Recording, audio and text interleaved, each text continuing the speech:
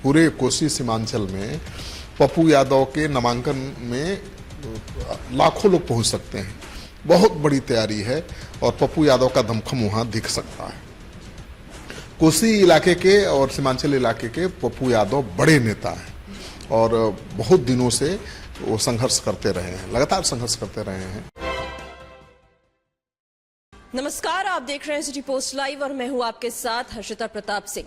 Purnia seat को लेकर बवाल जारी है। पूर्णिया सीट एक और राजद ने अपने पास रख ली है तो दूसरी ओर पप्पू यादव का ऐलान है कि मर जाएंगे लेकिन पूर्णिया नहीं छोड़ेंगे। 2 तारीख को नामांकन करने की भी पूरी तैयारी में है, लेकिन वहीं दूसरी ओर कांग्रेस ने यह कह दिया है कि जहां से वो अपने उम्मीदवार जिन्हें उतारेगी वही चुनावी मैदान में उतर सकते हैं। ऐसे में पप्पू यादव का क्या स्टैंड होगा, ये जानने के लिए हमारे साथ मौजूद हैं वरिष्ठ पत्रकार श्रीकांत प्रत्युष जी। सर, पप्पू यादव ने साफ तौर पर संकेत दे दिया है कि निर्दलीय चुनाव लड़ सकते हैं। बिल्कुल, पप्पू यादव कई बार कह चुके हैं कि मैं पूर्णिया नहीं छोड़ूंगा। पूर्णिया मेरी माता है और माता को छोड़ा नहीं जाता है। मैं जान दे दूंगा, आत्महत्या कर लूंगा, लेकिन चुनाव पूर्णिया से ही लड़ूंगा। और अब तो उन्होंने तारीख भी तय कर दी है नामांकन का। मंगलवार को उनका नामांकन भी है। तो पप्पू यादव आर पार के मूड में हैं और चुनाव मैदान में उतरेंगे ही उतरेंगे। और उनके नामांकन की पुरजोर तैयारी चल रही है। पूरे कोसी सीमांचल में पप्पू यादव के नामांकन में लाखों लोग पहुंच सकते हैं। बहुत बड़ी तैयारी है और पप्पू यादव का दमखम वहां दिख सकता है। कोसी इलाके के और सीमांचल इलाके के पप्पू यादव बड़े नेता हैं और बहुत दिनों से वो संघर्ष करते रहे हैं, लगातार संघर्ष करते रहे हैं और कई बार निर्दलीय उम्मीदवार के रूप में भी चुनाव जीते हुए हैं, वो भी लोकसभा का चुनाव।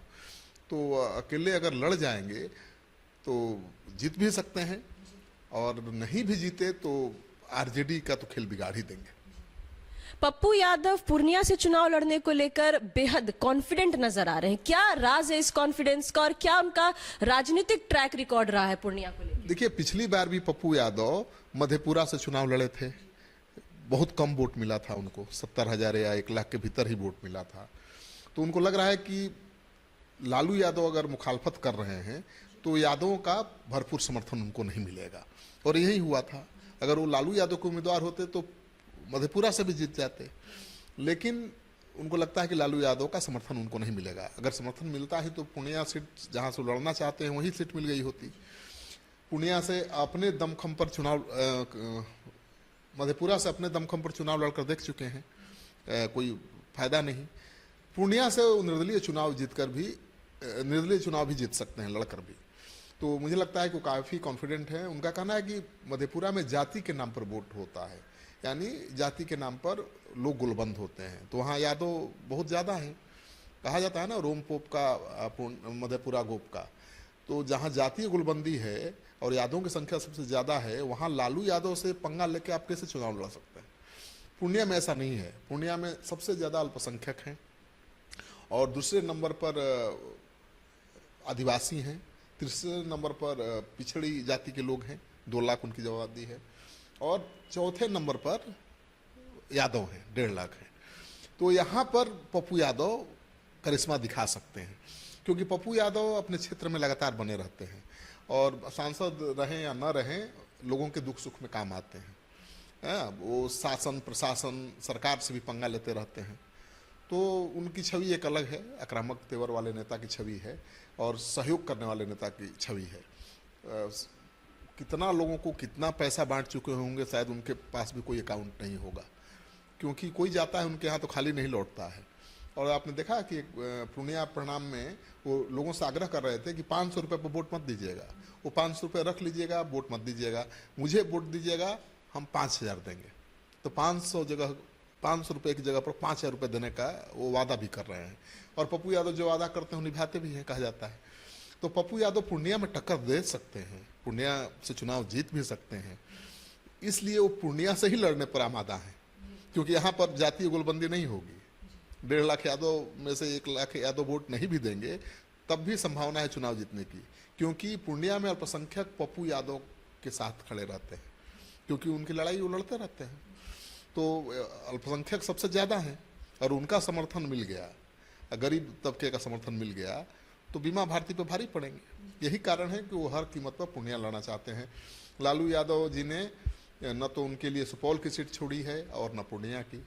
सुपौल दूसरी सीट थी जहां से उनकी पत्नी जीतती रही है रंजिता रंजन, वहां से भी लड़ सकते थे, लेकिन अब तो वो भी सीट नहीं है। और अब कांग्रेस पार्टी भी आंख दिखा रही है कि बिना पार्टी के टिकट के आप कहीं से लड़ेंगे तो कार्रवाई हो सकती है। ऐसे में क्या संभव है कि कांग्रेस उन्हें पार्टी से निकाल दे? देखिए, अब पप्पू यादव निर्दलीय उम्मीदवार के रूप पर चुनाव लड़ेंगे तो कांग्रेस पार्टी कैसे उनको छोड़ेगी, और लालू यादव चुप बैठेंगे तो लालू यादव को नाराज करके कांग्रेस बिहार में तो चल नहीं सकती है। राजनीति में उसी का साथ दिया जाता है जो मजबूत होता है।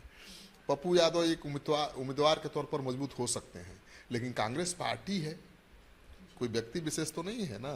तो पप्पू यादव से ज़्यादा तरजीह, ज़्यादा अहमियत कांग्रेस पार्टी लालू यादव को देगी ना। लालू यादव की भी पार्टी है, आरजेडी है।